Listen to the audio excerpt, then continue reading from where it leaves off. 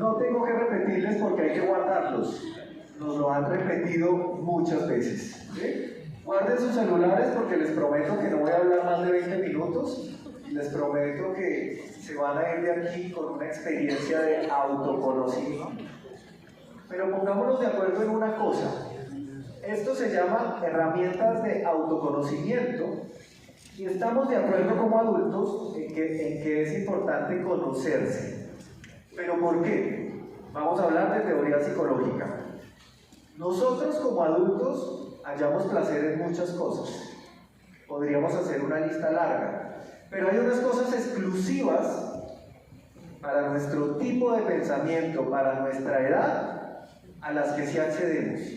Y uno de esos placeres es la comprensión. Nosotros como adultos tenemos que desprender placer de la comprensión.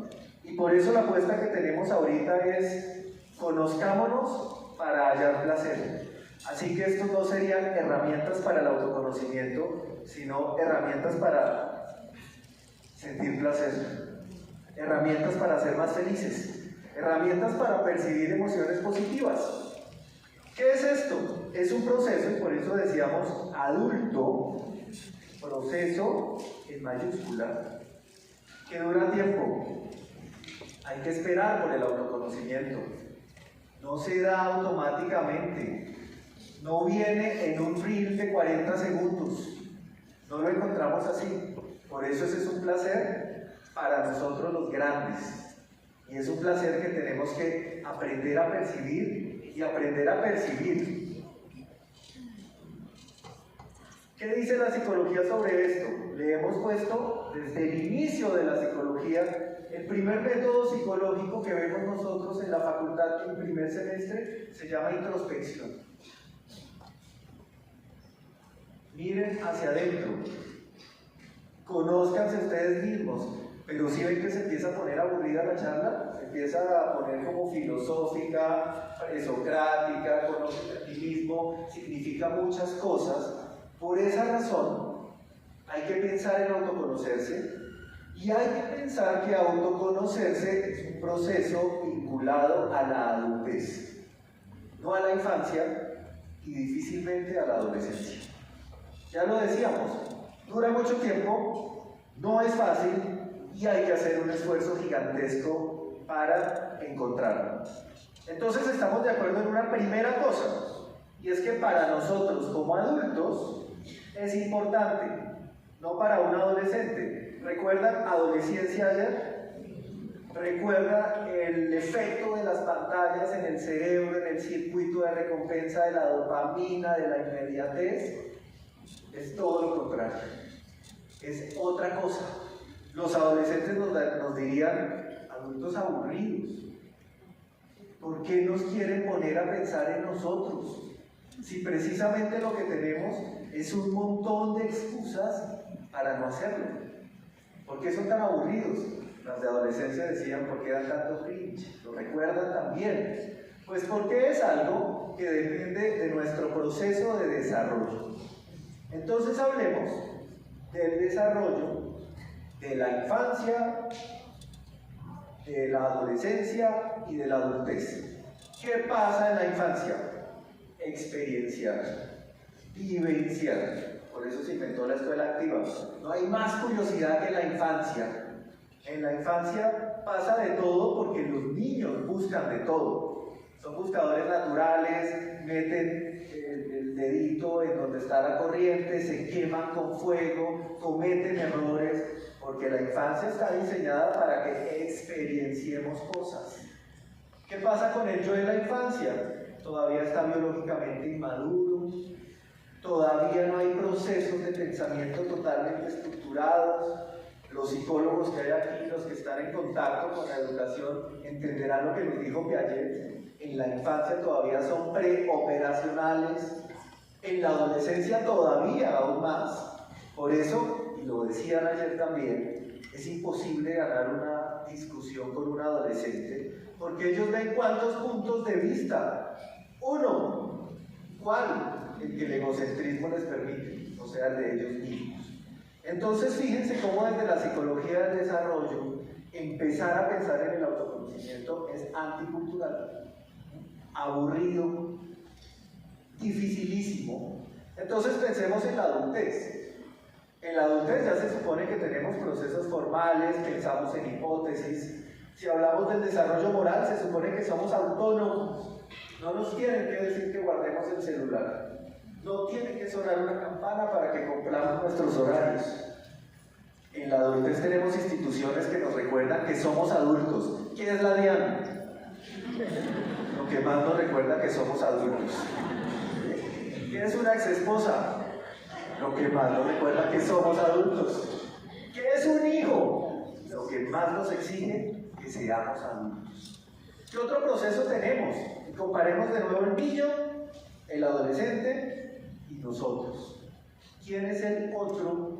El otro, para un niño o para un adolescente. El otro es el que gratifica, el que da, el que entrega, y se le mete la mano al bolsillo y le da placer, le da protección, le da cariño, le da rumacos, le da dinero, le da tiempo, le da celular, le da todo.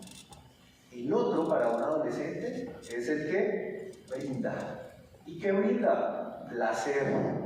Los psicoanalistas le decimos a eso el imperio del principio del placer.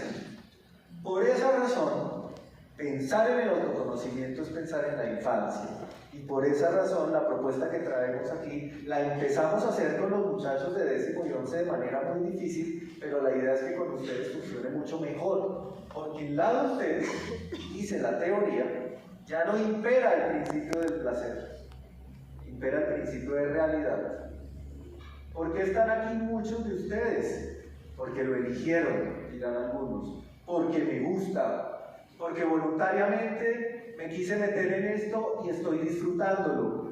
Otros dirán, me mandó el colegio, he disfrutado y todo, pero me mandó el colegio porque hace parte de mi trabajo, porque hace parte de mi interés, porque ya tenemos una realidad que nos indica qué hacer, cuándo hacer, cómo hacer y sobre todo esperar. ¿Tienen hambre? No creo. Pero el que tenga hambre sabe qué debe hacer. Esperar. El niño no, el niño llora. El adolescente tampoco, se levanta y se va y pide otro sándwich. Dice que no ha comido. ¿Qué hacemos los adultos? Esperamos. Entonces, desde esas diferencias entre la psicología del desarrollo, tenemos que entender el autoconocimiento. Porque en la adultez, el otro ya no es simplemente el que da y el que entrega placer, sino que el otro es el que acompaña al que yo le doy cuidado, al que yo tengo que acompañar, al que yo también tengo que darle placer. El otro es el que está conmigo y también tiene necesidades y deseos. Y tenemos que conciliar y tenemos que hablar para ver cómo se conjugan esos deseos, esas necesidades pulsionales con los otros. Por eso, la experiencia de los niños y de los adolescentes queda convertida en nosotros en comprensión, en capacidad para pensar. Entonces, por allá en tercer semestre vimos la inteligencia emocional. Y por allá nos dicen, identifica las emociones, nombra las emociones, gestiona las emociones, porque de esa forma pueden irse apaciguando y pueden irse adaptando a la realidad. No las podemos ir rompiendo de un momento a otro porque esas emociones pueden dañar a los otros. Ya lo hemos visto. Entonces, en ese sentido, nosotros como adultos tenemos que centrar nuestra felicidad en negociar con el otro. Así que nuestro autoconocimiento tiene que estar en consonancia y en negociación con el otro. Por lo tanto, nuestra felicidad también. Ya lo han dicho aquí, nadie puede ser feliz solo. Los adolescentes no pueden, necesitan su filiación, y nosotros menos. Necesitamos objetos del mundo exterior, de nuestra misma especie, mamíferos con neocórtex, que hablen también, con quien podamos generar interacciones de satisfacción y de placer. Entonces vamos creciendo por la psicología del desarrollo y empezamos a pensar que entonces la felicidad proviene de un modelo infantil, proviene del momento en que nos daban todo, proviene de ese momento en que no sentíamos tantas necesidades, que todos nuestros modelos de felicidad seguramente están asignados por experiencias muy tempranas que hoy en día algunos hemos olvidado, otros trabajan y trabajan incansablemente por recuperarlas. Entonces hay que pensar en la felicidad. Pensar en el autoconocimiento es pensar en la felicidad.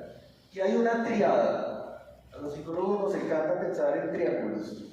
El triángulo edípico, los triángulos amorosos, el triángulo de las emociones. Hay un montón de cosas en triángulo, pues hay otro.